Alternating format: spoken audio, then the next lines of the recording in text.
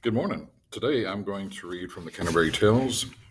We're going to focus on the Miller's Tale, and I will begin my reading actually on page 15, and we will read from 15 to page 23.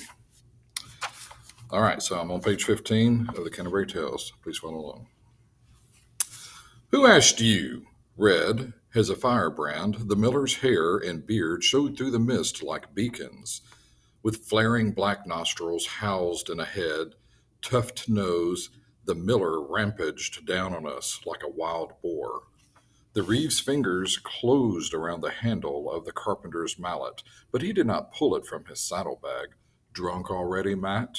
He said, blipping the miller's horse on the nose with his reins as it cannoned into him. What if I am, you woodpecker? Retorted the miller. Isn't it bad enough to be traipsing through the fog and rain and up to our noses in mud? Best place for your nose, muttered the reeve. Isn't it bad enough without having to listen to a chiseling carpenter? Hey, hey, what is this between you? Said Harry. Have you two brought some old grudge along with you? Oswald, the reeve, did not so much answer as growl in the general direction of Matt. Just because I do him a favor, knock him up a lean to for his mill, and at a price he wouldn't get from any carpenter in the south of England, these are the things that I get. The wood was so rotten it fell in on my head the first time I so much as touched it. At the price you paid, what do you expect? Mahogany? Whoa there, Harry protested. Let's have a story, not a war. But the reeve was sulking by this time, or perhaps he rode off to the back of the line to be a safe distance from the miller's swinging fists. I swear, Arcite's iron mace swinging down on Palamon's head couldn't have done more damage than those fists on the end of those arms. The moment the reeve was out of sound and sight, Matt, the miller, cheered up hugely.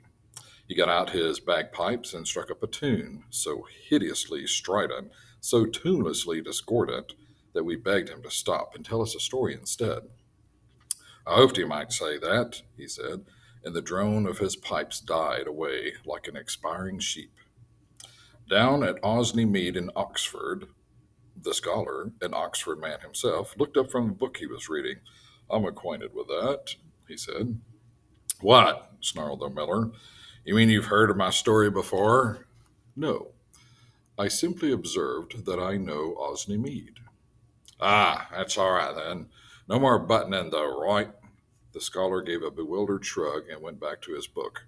The miller glared around at us. Then his ruined face collapsed into a grin that showed all his tombstone teeth. I have to admit, I'm a bit tipsy. I can tell from the way my words are coming out. If you have any trouble following, just shout. And ladies, if I give offense, blame it on the drink. I'm not sure I ought to relay the story with which Matt the miller regaled us. It wasn't, how shall I say it? It wasn't the kind of story you hear in church or recount to your mother when you get home. Still, it fetched a lot of laughter and from some of the pilgrims, so I had best not keep it from you. If you find it a little rude, you better cover your eyes while you read. The Miller's Tale, a barrel of laughs. Down at Osney Mead in Oxford lived a carpenter called Oswald, a crusty old misery, just like him over there. But he had married a pretty young thing called Allison. Now, everyone was in love with Allison. She was as pert and as pretty as a squirrel up a tree, though, to tell the truth, she should have or should not have flirted so much with the men. Most of the time, she was only joking, like with poor Absalom, the clerk. But Absalom got quite the wrong idea. He was all set to elope with her whenever she said the word. Nicholas was a different pot of jam. Nicholas was a lodger in the carpenter's house, and Allison just could not take her eyes off him. He was allowed to steal a kiss in the dark of the larder and while he helped her hang out the washing. The carpenter, knowing he wasn't the prettiest duck in the pond, was fearfully jealous about his pretty young wife. He never let her go out alone, and trusted her in the company of no man except Nicholas. Nicholas is an educated man, he would tell his neighbors proudly, a clever man, a religious man. It was true that Nicholas was clever. It was he who thought up the plot, after all, to make an utter fool of the carpenter. He whispered the plot to Allison, who giggled behind her hand. Then he went to his room with food enough for a fortnight and locked himself in. Where's Nicholas? Said the carpenter 3 days later. He hasn't eaten with us since Monday. Then Allison wrung her hands. I'm worried about him, husband. He locked himself in his room on Monday with nothing to eat. He won't answer to knocking. He must be ill. But what can I do? Well, why didn't you say so, woman? The carpenter leapt up the stairs and hammered on the lodger's door. Nicholas, Nicholas, old son, open up, won't you? And when he got no answer, he threw himself against the door until it fell off its hinges. There sat Nicholas, bolt upright on the edge of his bed. His eyes were lifted towards the ceiling, and a strange humming came from his nose. Lord, have mercy. I told you he was religious, cried Oswald. He's in some kind of trance. He's seeing visions. And shaking Nicholas by the hair, he shouted in his ear, Wake up, boy! Snap out of it! One blink, two blinks, and Nicholas closed his mouth with a sigh. Ah, brother Oswald, I've been visited by the angels, and they showed me such visions. What? Tell us what? Then Nicholas clapped the carpenter in an embrace and said tearfully, You've been like a father to me, so I'm going to tell you a terrible secret. The angels themselves revealed it to me. The end of the world is coming. Jesus, Mary, and Joseph, said the carpenter, crossing himself. What, fire and brimstone? No, no, said Nicholas, in the most saintly of voices. You remember Noah? Well, of course I remember Noah, Oswald burst out excitedly. Noah who? Nicholas sighed with all the patience of a holy martyr. You remember how in the Bible we were told that God sent rain for 40 days and 40 nights, and the whole world was drowned, except for Noah, who built an ark, that's to say, a boat, and he floated to safety and started up the human race all over again after the flood dried up. Is it rain then? Are we all to be drowned, me and you and little Allison and the cat? All, all, said Nicholas in sepulchral tones, unless. He told the carpenter to fetch 3 big watertight barrels and to hang them up among the roof beams of the house by stout hemp ropes, a barrel for each of them. When the rains come, the flood will rise and rise until it sets the barrels afloat. Then, at a given signal, we shall cut the ropes and float away on the tide. Take a bite of bread and cheese up with you. We may be floating about for some time before God ends the flood. Calling down blessings from heaven on Nicholas, the carpenter hung the 3 barrels in the roof, climbed into one, and sat waiting for the flood. When, after an hour or so, it got boring waiting for the flood, he dozed off and dreamt he was ruling the empty world with Allison on one side of his throne and Nicholas on the other. Down below, Nicholas and Allison fell into each other's arms in fits of helpless, silent laughter.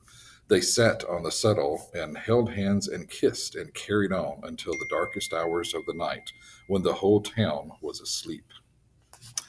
A sudden soft tapping on the shutters made them both sit up with a start. It was followed by a quiet, high-pitched coo. Allison, it's me. It's Absalom. Allison, sugar pie, honey bee, baby bubbles, chickadee, give me a kiss, won't you? Everyone's asleep but you and me. Even the moon's hiding herself tonight. Now, can we steal a kiss? Can't we? Allison clapped her hand over her mouth and whispered, What shall I do, Nicholas? He'll wake Oswald. Sure enough, a bleary voice from overhead said, Has the flood came? Is it time yet? No, dear, go back to sleep, called Allison, and soon snores were rending the rafters like a bow saw. But still, Absalom was at the window. What shall I do? Hissed Allison. I suppose he must have his kiss, said Nicholas, rising from the settle. The window was high up, higher than a man's head. In a voice as high as a filleted cod, Nicholas whispered through the shutter, "Dearest boy, how I've longed for this moment. But close your eyes. It's not fitting that a woman should be seen in her night clothes, even on the darkest of nights, and even by one she loves so dearly." And he leaned out of the window to plant a kiss on Absalom's waiting lips. Allison burst into such a fit of giggles that she had to stuff her apron into her mouth, and still the laughter snorted and snuffed in her nose. Down in the street, Absalom heard the giggle, felt Nicholas's beard tickle his chin, and guessed at the truth.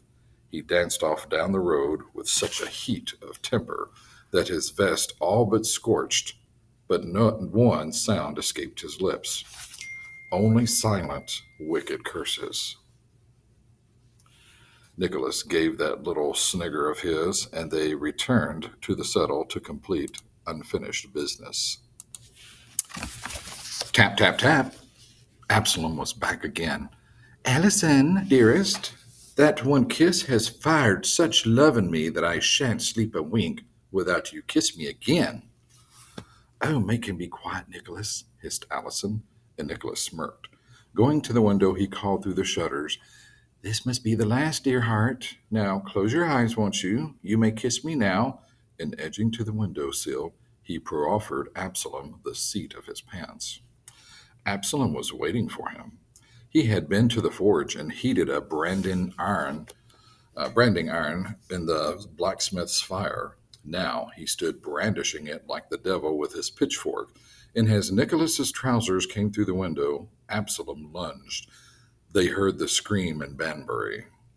Up in his barrel, the carpenter woke to hear a noise very like the end of the world, and Nicholas's voice yelling, "Water! Water!" as he galloped round the room and fell over the settle. "It's come! The rains have come!" thought Oswald, and cut through the ropes tying his barrel to the roof, thinking to float away. He dropped like a stone, right on top of the settle, his wife, and the lodger. The cat, who had been sleeping in Oswald's lap, gave a yowl and leapt out of the window. It found the street full of neighbors tumbling out of their beds and out of their doors to find the cause of the commotion. The neighbors found Oswald, Nicholas, and Allison, the settle, a barrel, and plentiful supply of bread and cheese, all squandered in a heap. The carpenter was shrieking, "It's the end of the world! Swim for your lives!" A trickle of smoke was still rising from the seat of the lodger's trousers. Who said what, and whether they were believed, I shan't ever know, for at this point the reeve came back with a tongue like a fly swat and demanded that the miller be disqualified from the competition. "He only told that story to spite me. I'm a carpenter, aren't I? I'm called Oswald, aren't I? I thought he was going to chew the ears off his horse, he looked so aggrieved." Then the prioress, Elgatine, chimed in. "Oh, you've made me blush, Master Miller. Regardez mesure de jeux blushing," she exclaimed, fanning her snow-white cheeks. "By St. Loy, what a coarse story!" She adjusted her wimple so that it sat well back on her forehead. "What we really want," she said coyly, "is a nice story about nice people. No one will mind me saying so, but if we start having stories about lower-class people, we're bound to end up with nasty stories like that. We want a finer sort of story altogether. Glowing phrases, uplifting thoughts. I'm sure there's someone here who can tell us a story in the grand style." The miller scowled at her. "Lower class of people indeed. I suppose you want stuff about princesses and heroic princes galloping about on chargers, spouting bits of Latin." Prioress Eagletine sniffed. "Fancy you knowing about romantic literature, a man of your low breeding."